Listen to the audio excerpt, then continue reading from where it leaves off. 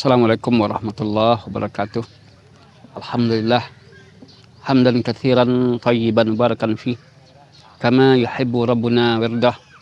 Asyhadu la ilaha illallah wahdahu la syarikalah wa asyhadu anna Muhammadan abduhu wa rasuluh la nabiyya ba'd. Allahumma shalli wa sallim ala nabiyyina Muhammad wa ala alihi wa sahbihi wa man tabi'ahum bi ihsan ila yaumiddin, amma ba'd. Tidak ada kalimat yang layak kita ungkapkan melainkan asyukru lillahi, dengan memuji dan memuja Allah Subhanahu wa taala.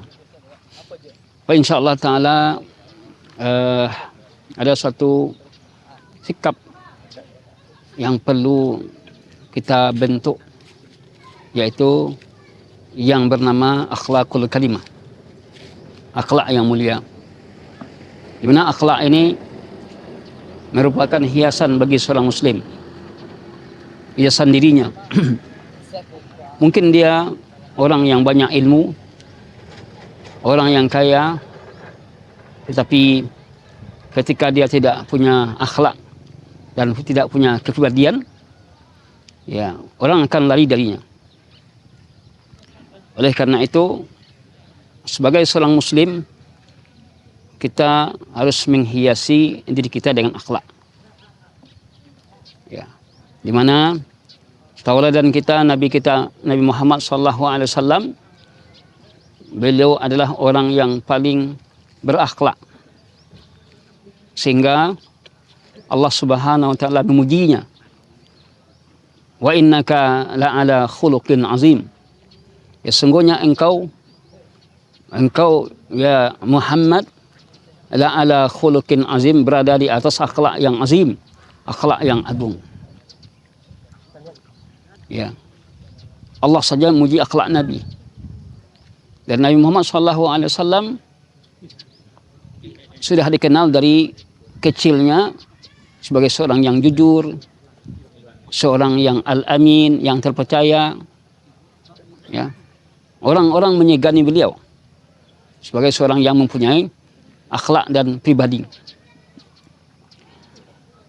Oleh karena itu, pentingnya akhlak ini kita wujudkan dalam rangka mengikuti Nabi. Karena jalan ke surga, akhlak merupakan jalan yang akan memudahkan kita masuk ke surga. Ya. Ketika Nabi ditanya apa di antara wasilah yang menyebabkan banyaknya orang surga, taqwallah wa husnul khuluq, bertakwa kepada Allah dan husnul khuluq. Dan apa jalan yang menyebabkan orang banyak masuk neraka, yaitu al-ajfan, dua lubang, dua rongga mulut dan rongga kemaluan. Itu lisan yang tidak terjaga.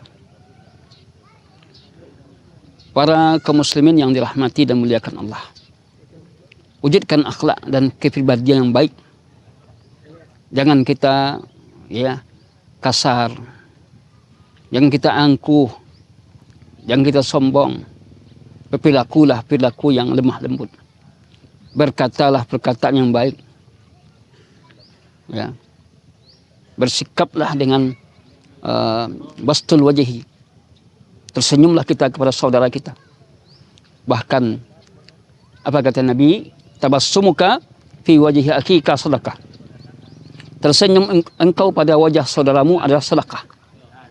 Ini sedekah itu bukan hanya harta saja. Tersenyum kita adalah sedekah.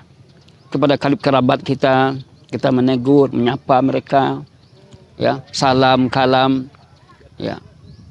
Bahwa Nabi pun dalam hadis mengatakan, awala adulukum ala syai' idza fa'altumuhum tahabbtum. Maukah kamu saya tunjukkan atas satu amalan, jika kamu melakukannya kamu akan saling mencintai. Di akhlak dan pribadi yang baik akan menyebabkan kita saling cinta mencintai bersama kita. Sayang menyayang, berlapang dada kita merupakan akhlak yang baik. Mungkin kita akan disakiti oleh orang lain karena kita mengamalkan satu kebenaran. Anggap mereka tidak tahu, ya sudah, kita sampaikan. Jika mereka menolak, sampaikan kebenaran. Kalau mereka menolak dan tidak acuh, ya sudah, Tugas kita apa? Mengingatkan. Fadzakir innama anta mudzakir lasta alaihim. Berilah peringatan, tugasmu adalah mudzakir, memberi peringatan. Tidak ada bagimu untuk memaksa. Wujudkan kepribadian kita, akhlak kita yang mulia pada tetangga kita, ya, apalagi kepada kedua orang tua kita. Ya.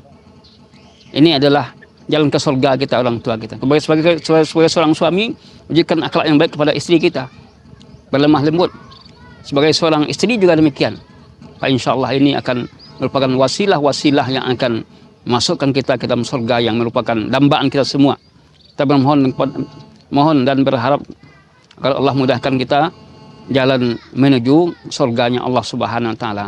Nah, untuk bisa kita berakhlak ini ya pelajari tuntunan akhlak dalam Al-Quran, tuntunan akhlak dalam sunnah-sunnah Nabi, ya, pelajari juga bagaimana akhlak para sahabat sehingga kita dimudahkan untuk berakhlak. Dan jangan lupa berdoa kepada Allah sebagaimana Allah menghiasi diri kita dengan bentuk wajah yang bagus, juga berdoa pula kita kepada Allah yaitu dengan hiasan akhlak dan pribadi yang baik.